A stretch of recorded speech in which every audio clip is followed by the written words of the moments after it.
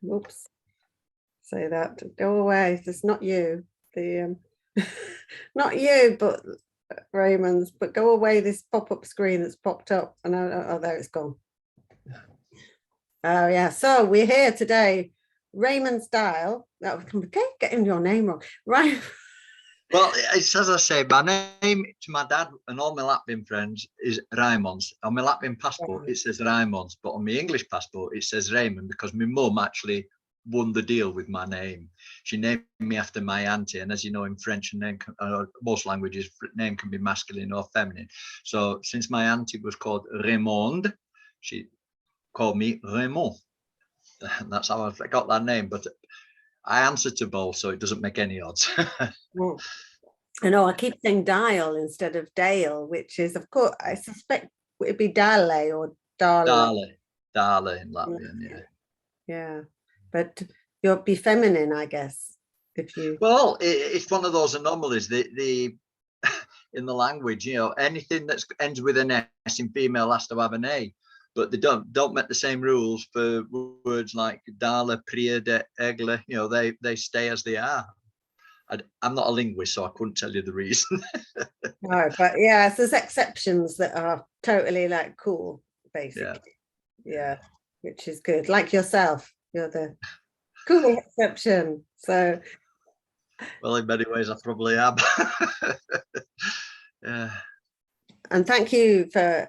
You're going to explain to me about Ligua, the festival, the Midsummer festival in Latvia and in pagan Europe, probably all over in a way before Christianity came. It survived so well in Latvia, but I guess it's a way in which Latvia has a lot to show the rest of Europe because it really has kept this tradition that probably was pretty widespread far beyond Latvia itself.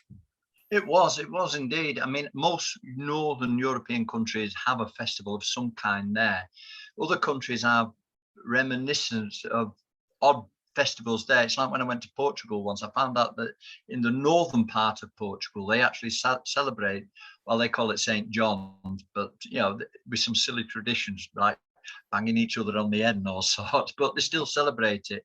And Ronald Hutton in his book Stations of the Sun also talks about bonfires being burnt in Northumberland on Midsummer's Eve or Midsummer's Day. So, you know, it was in this country as well, but it's one of those things that's disappeared, really, the celebrations for it here.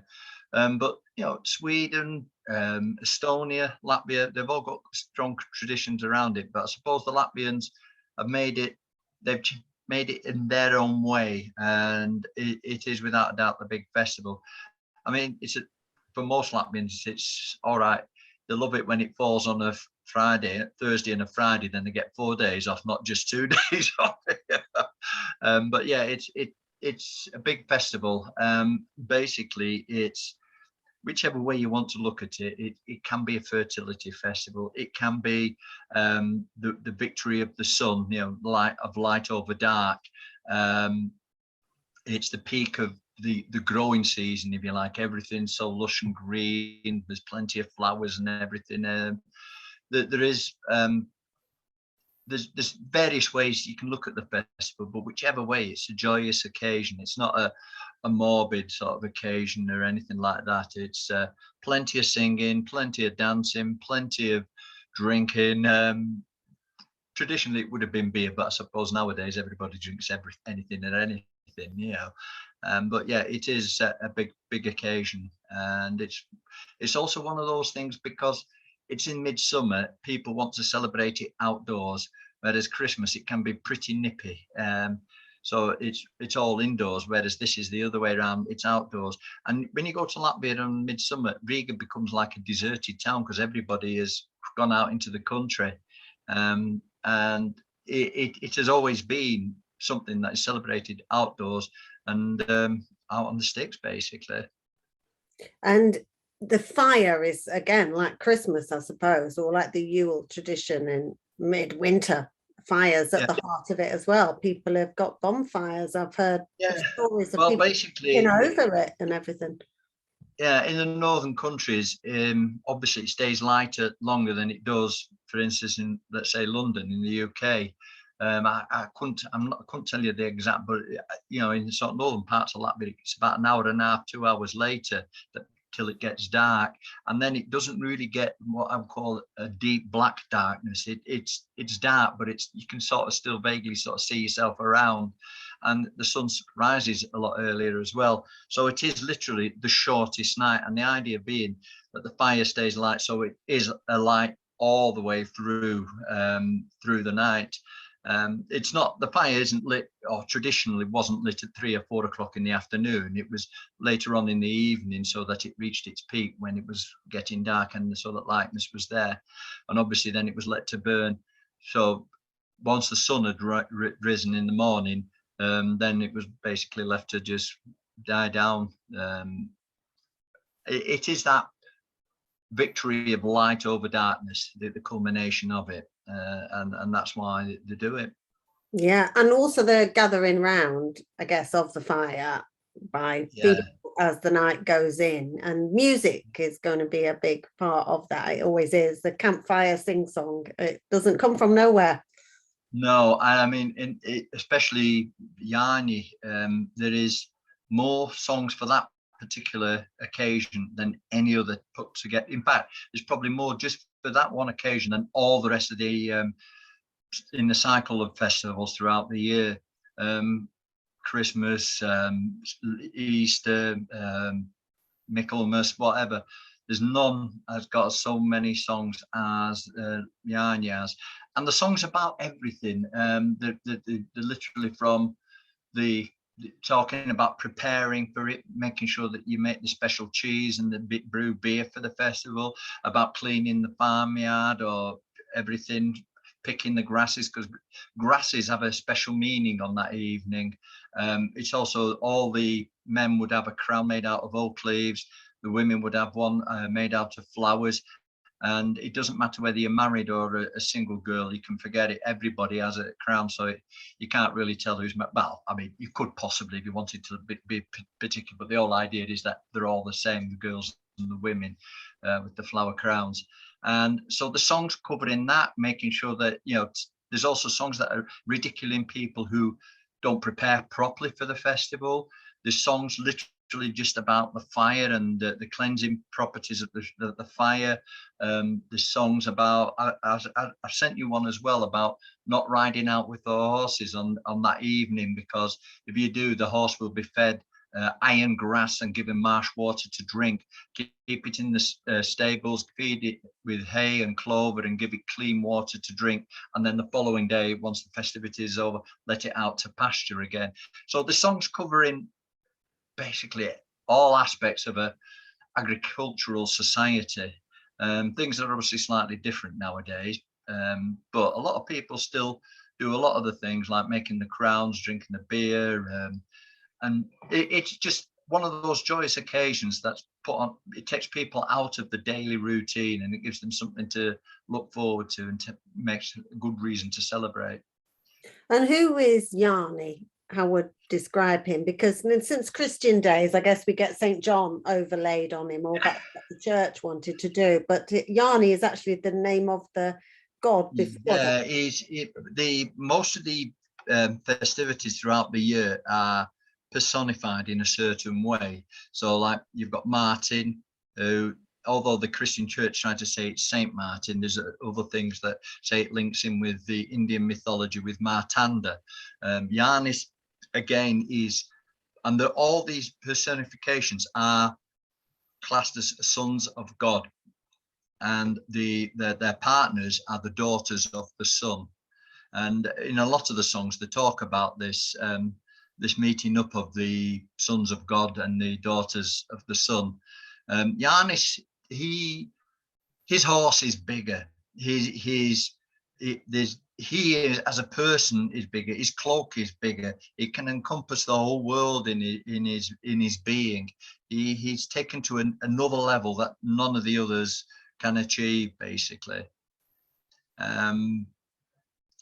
It's then also about the fertility for the farm, because obviously the next stage in a farm, sort of in the agricultural society, will be the harvest. So the they're hoping for a good harvest if they look after Yanis so that it protects them for going into that next sort of stage in the year. It kind of dedicated then the festivities or the celebration. One way of looking at it might be that, the effort that you put in is all to celebrate Giannis himself, and it's like a sacrifice. Or isn't sacrifice sounds very like terrible word because it implies not so joyous, but it's like a gift to Giannis. Yeah. And I mean, the other thing is for instance, if you were going to somebody's house or somebody's farmstead, the host and hostesses will be called John's mother and John's father. And that's just symbolism again, that they are taking on the role of Yanis, making sure that everybody's got something to eat, everyone's got something to drink, that there's a lot of food, there's the fire's ready, everything's been decorated, and they are just basically then thanked for everything, as if they were thanking Yanis himself, if that makes sense. Yeah, they're standing in for him because they're at the top of the table. Basically, yeah, it's their place. What about the fern flower that I've heard of so many times? People say yes, this is a mythical flower that I've sent you a song about that as well, actually. It talks about all flowers blossoming on the eve of Yan, and everybody picks all these flowers and everything, but the only flower that doesn't blossom in the eve blossoms through the night, and that is the fern flower. We all know there's no such thing as a fern flower, but it's one of those mythical things, and it encourages young boys and girls to go looking for the fern flower. I'm sure they're doing something else, but that's how the songs go on about it. Yeah. And I suppose in a way, like being like a golden prize, it kind of does, is a symbolic thing for fertility. Yeah. You'll be surprised as well that how many people are born around March as well the following year. So it does the trick of I guess we want in an agricultural society, you'll want more offspring as well. I mean, it will be seen as a very good thing to have more people, more young people to work on the farms. I mean, in the songs, it actually encourages, especially the younger generation, not to go to sleep. Because if they go to sleep, for instance, they'll miss Lima, who will become a part. And as you know, Lima is the sort of like goddess of fate. And if she passes you by, then you missed your chance to have better chances or whatever. If you go to sleep, you won't see the sun rising. There's lots of things that actually encourage them to stay up all night rather than to go to sleep. If you go to sleep, it says you'll sleep throughout the rest of the year. You won't be productive or anything. So there's a lot around that as well.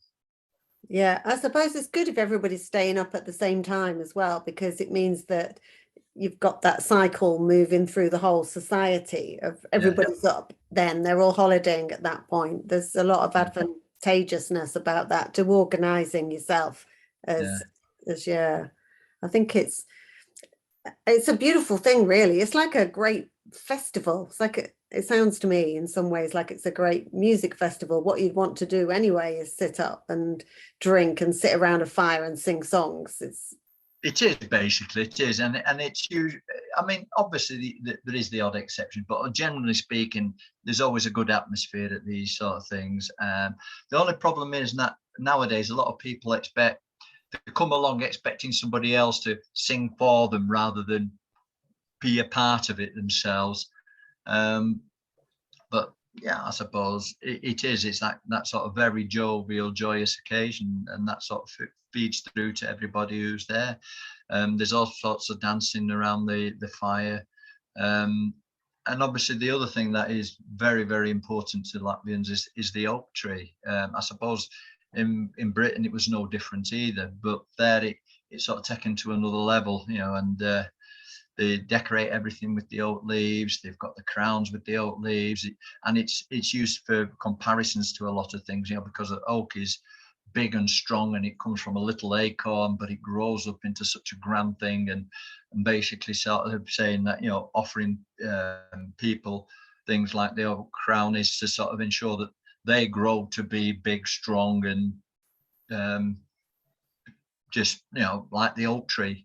Yeah, it's a masculine symbol, I think, Oh rather yeah, than yeah, feminine yeah, one. It's yeah, seen as yeah, like if you yeah, talked about a strong oak in certainly in the past. Nowadays we can do whatever we want with these the symbols, and we everybody does.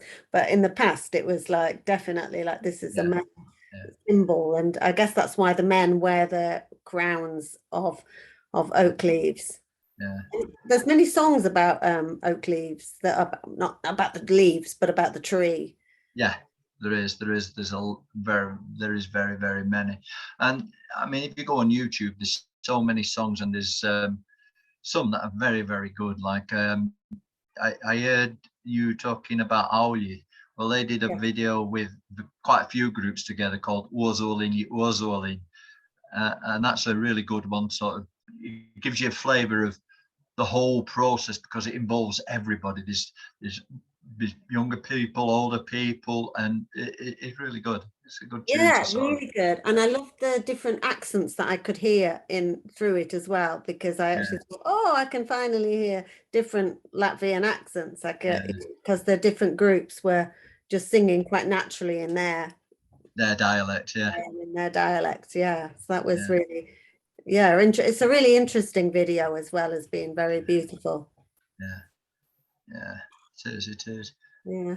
And what about other symbolic things that might be associated with ones I've heard of or have come across? One of them was the cockerel, is the bird at some point. Maybe that's, I mean, this might just be, these are just things that have floated past me at some point while in my interests. I remember there was a cockerel, and also I remember daisies being a particular one, or the field daisies, the flowers. Yeah, basically all the flower. And I mean, it's what they call field flowers. You know, it's like the rye flowers, the corn flowers we call them. Yeah, sorry, and daisies and everything like that are the flowers to pick. But the daisies is the symbol of like the sun, if you like. You know, with the rays and the yellow center. There is, it's like the exalting the beer, the value of the beer, because really the beer that they're drinking around the Ine is the last of the current year's crop. They would be looking forward to the next year's crop that they'll be, harvesting in a couple of months later.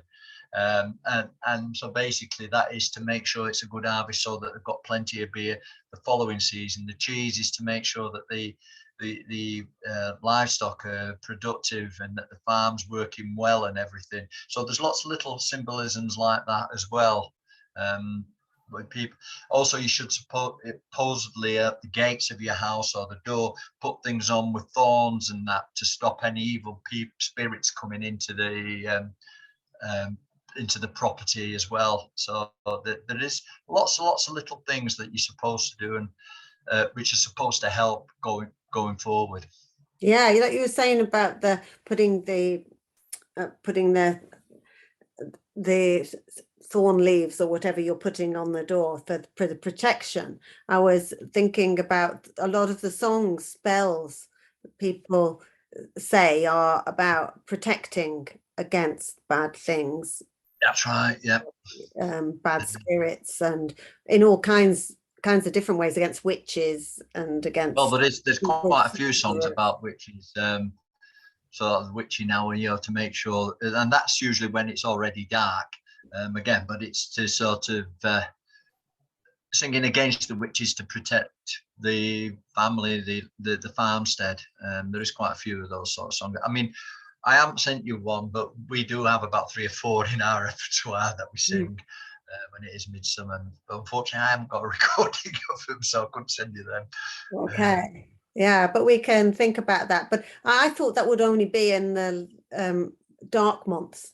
But I guess if it's anything like sort of Celtic sort of ways of thought, you have that idea that a turn in the year, a significant moment in a turn, then it's always a dangerous time in Celtic mythology for Well, the it's the same, I think, in any sort of ancient mythology.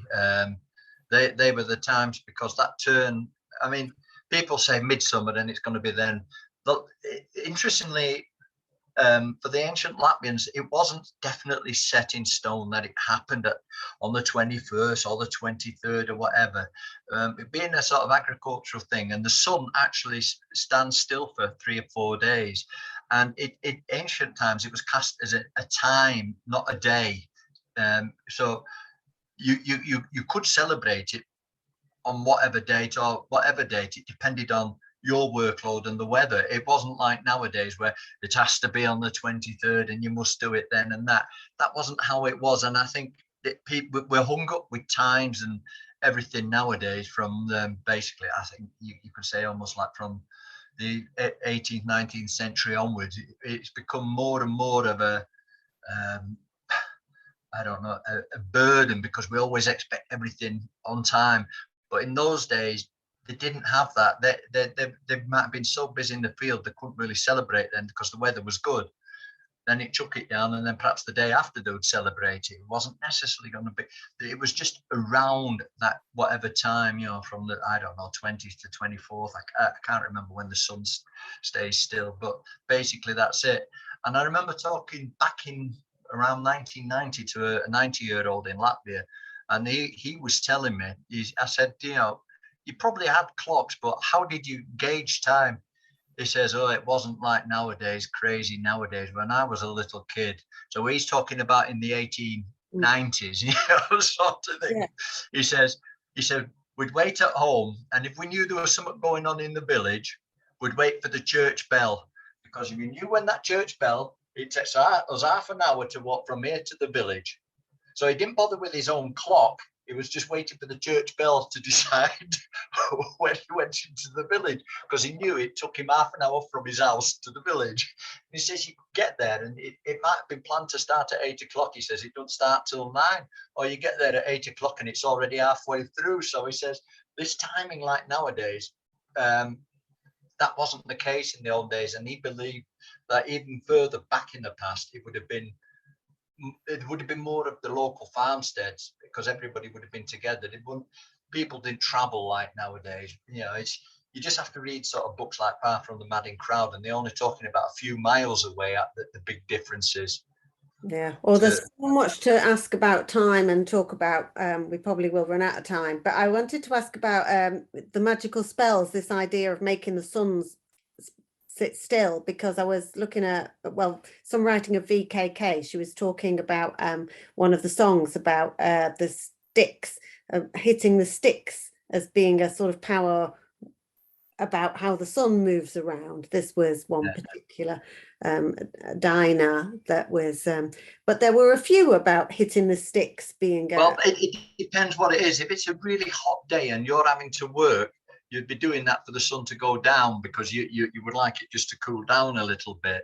If it was the other way around, you'd be doing it because you want the sun. So yeah, there is all sorts of little rituals around that, and there's all sorts of songs around it. You know, there's songs asking for the sun to shine, but there's equally songs that are saying, look, you're a bit hot, you know, can you just calm it down a little? Although in Latvia it doesn't always get stupidly hot, but they do get a really decent summer, pretty often, a good spell of summer. Yeah, well, and when it's hot, it always seems like it's going to last forever, doesn't it? Even though it doesn't. Yeah, I've seen at different types of year, the idea of the swing as well, to get the year into motion, or to get the summer into motion, which is that is the swing is a big thing at Easter in the traditions for Easter. That is to protect you in the summer, to protect you against being bitten by midges. It's there for fertility. It's not just but one reason. There's a whole set of reasons why it's done. Yeah, but I can really feel it. I mean, I feel an emotional kind of excitement when I think of the swinging and the spinning of the earth and the sun. So it feels like it's got a kind of natural sort of energizing type of physical idea. It is a great feeling. It really is. I mean, we did one in one of our Easter celebrations. We actually did it, and the people whose property it was, they were panicking because they said, look, if it snaps, what about this? What about that? I says, it was typical health and safety OTT. And in the end, everybody who went on it just thought how wonderful it was, and that exhilaration and that sort of satisfaction of having done it. Because obviously they're not like a little kiddie swing. I mean, I'm sure you've seen pictures that the huge things, that takes 4 or 5 people on it, and it's just such a great feeling when you're on it. And I can see how psychologically or symbolically it does seem to connect somehow with the turning of the earth and the turning of the year. Well, again, that happened at the spring equinox. So again, it's a very definite point in time. It's like the Yarnia being in the midsummer. Again, it's a big turning point in the year. Or Christmas again is incidentally in Latvian, the only one that's got the epithet Svētki festival is Christmas. It's called Ziemassvētki. All the others are actually celebratory days, stations in the sun, but Christmas is in the folk songs is the only one that is actually called Christmas festival. None of the others are called. But nowadays people call it Līgo, but you won't find it in the 2,500 folk songs. It doesn't exist. It's a modern invention. You were telling me, is it I can't remember his name. Melngailis. Melngailis. Yeah, Gailis. Yeah. He wrote the book. Yeah. Yeah. Melngailis collected lots and lots of songs. And the guy who did all the folk songs, the main person, was a guy called Krišjāns Barons. So they both had they had the conversation when he sort of regretted saying that he called his book that, but it doesn't matter now. It basically started off in the Soviet times, and it's one of the relics of the Soviet era that's just carried on. And some of these habits don't disappear that easily. They stick. But that's how traditions are formed, and that's how they come about. There's lots of things that people don't do anymore anywhere in the world. The traditions have changed. If we look at an English Christmas, somebody from 1750 wouldn't recognize it nowadays. It'd just be totally alien to them. And Dickens and Christmas Carol's got a lot to answer for. Yeah, absolutely. Things change such a huge amount in these festivities. And people think that, barons really kept traditions going because of all the interest that they got through collecting this huge amount of oral history and song. Yeah. And I mean, people think Christmas again, it's crazy because everybody spends money. Actually, I mean, I did classic studies, and you read some of the old Roman scripts. They talk about how everybody saves, scrimps and saves, even the slaves, to have a big meal. That's the best meal of the year. They buy presents for everyone. And that's 2,500 years ago, and it was no different. It's just in a different sort of disguise, but the essence is still the same.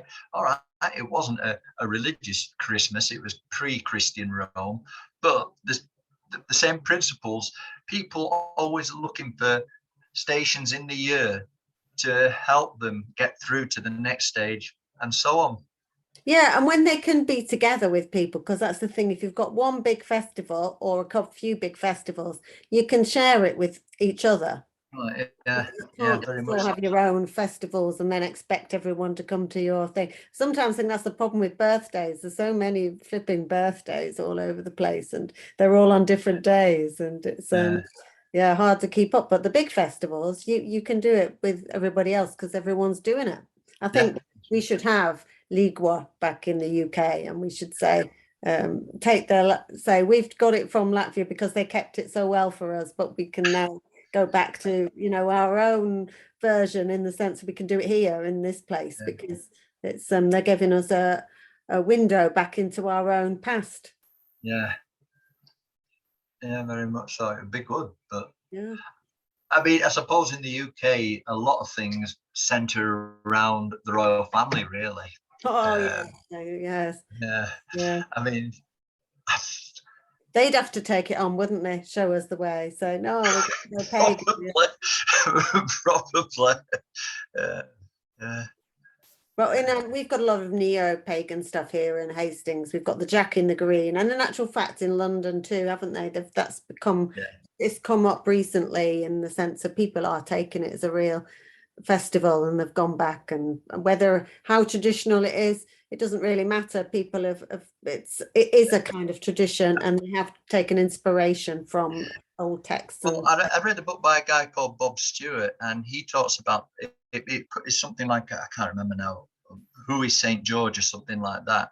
And basically, he talks about how traditions don't always survive, and sometimes they get broken, you know, they stop being celebrated, but somehow they come back afterwards in a slightly different guise, and it's happened throughout history, that there's this sort of thing. And I mean, I suppose the classic is St. George himself, because at the end of the day, yeah, he's the patron saint of this country, but really him and his symbolism has nothing to do with this country. But he's become, and I think people now more and more want to celebrate it for whatever reason, and there's nothing wrong with that. There's absolutely nothing wrong with that, as long as it's done for the right reasons, you know. Yeah, I mean, I don't think it has to be national in this country. It doesn't have to be like an expression of nationalism, as more as kind of like who we are, like as people, you know, people that came from the land, and or quite a lot different. And because I think Latvia is keeping this, it seems quite it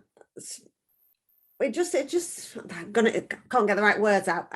It just seems very clear. It's a very clear, it's quite simple in some ways. It's got complicated rituals and everything if you wanted to take them on, but actually it's very simple. It's fire, it's celebrating nature outside, being all together, making music. To be honest, the just after Latvian weekend